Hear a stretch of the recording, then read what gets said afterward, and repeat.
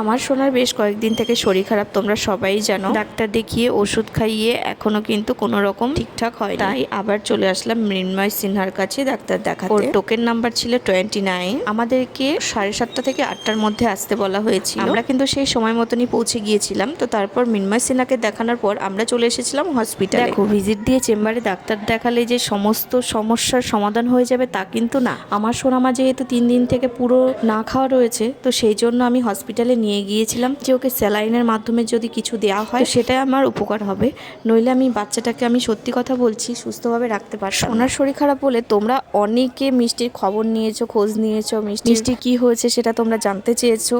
তবে আজকে বলে দিই, মিষ্টির কিন্তু প্রচণ্ড জ্বর, তাছাড়া অন্য কোনো সমস্যা নেই। এই জ্বরটাই কমছে না, তো তাই জন্য খাওয়া দাওয়া পুরো বন্ধ করে দিয়েছে।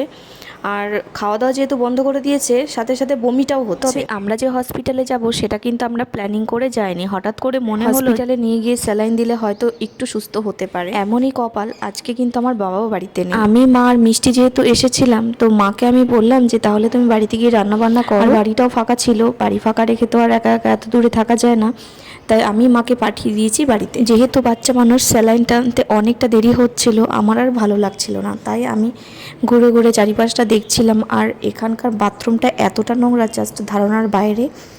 বাবা দূরে থাকলেও বাবা কিন্তু প্রতিনিয়ত খোঁজ নিচ্ছিল মিষ্টি। সারাদিন যেহেতু দাদুর কাছেই থাকে, আমার মনে হয় দাদুর মনটা খুব খারাপ করছিল দূরে থেকে আরো বেশি। আর যে কোনো মানুষেরই দেখবে দূর থেকে চিন্তাটা একটু বেশি হয়। আমার কপালে যেটা আছে সেটা কিন্তু কেউ নষ্ট করতে পারবে না। দেখো, আমার কিন্তু প্রচন্ড খিদে পেয়েছিল, আর আমার জন্য খাবার নিয়ে এসছে আমার কাকু। তবে হ্যাঁ, খাবারগুলো কিন্তু খিদে পেটে খুব ভালোভাবে খেয়েছি। বলে না, ভগবানের কাজ ঠিক ভগবান করেই দেয়। আমি হসপিটালে আমার মেয়েকে নিয়ে পুরো একা আছি। এদিক থেকে মা, দিদি, জামাইবাবু, বাবা সে খোঁজ নিচ্ছে, কিন্তু দেখো খাবারটা কোথা থেকে চলে আসলো আমার জন্য। আমাকে খাবার দেওয়ার মতন কেউ ছিল না, কিন্তু চাইলে আমার মা আমাকে খাবার দিয়ে যেতে পারতো। আমার বাড়ি থেকে হসপিটাল খুবই কাছে, মানে হেঁটে আসা যায়। তবে অত রাতে একটা মেয়ে মানুষকে আমি হসপিটালে টেনে আনবো আবার, সেটা আমার দ্বারা হবে না। তবে কালকের দিনটা ভোলার নয়, আমি আমার কাকুর কাছে সারা জীবন কৃতজ্ঞ থাকবো। এই ঋণ হয়তো আমি কখনোই শোধ করতে পারবো না। আমি জানি আমার ভিডিওটা আমার কাকুও দেখছে।